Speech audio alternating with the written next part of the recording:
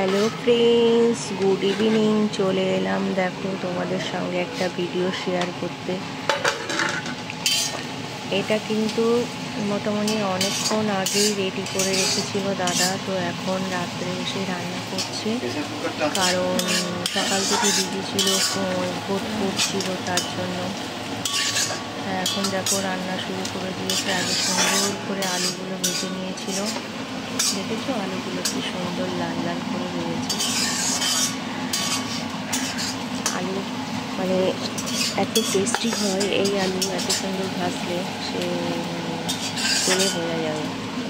আর এদিকে দেখো পেঁয়াজও ভাজা শুরু করে দিয়েছে, আর এই যে মশলা সব ভিজিয়ে রেখেছে, আর এই যে চর্বি আলাদা করে রেখেছে। আর এই হচ্ছে 1 কিলো মটন, যেটা রাত্রে প্রায় 250-300 গ্রাম দই দিয়ে আদা দিয়ে ম্যারিনেট করে রেখেছিল। তারপরে তো দেখলে পেঁয়াজটা ভেজে মটনটা কষিয়ে দিয়েছে।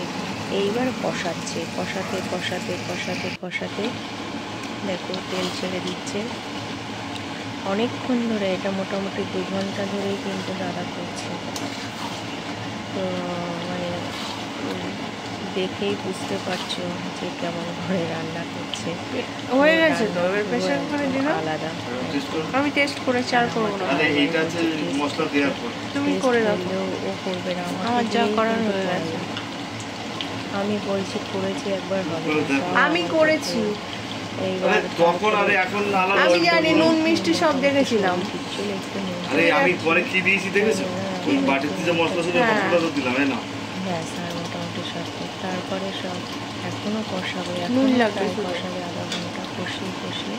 তারপরে একটু প্রেশার কুকারে দেবে, যেহেতু অনেক প্রায় 24 ঘন্টার মতো ম্যারিনেট ছিল, যার জন্য একটা সিটি দেবে।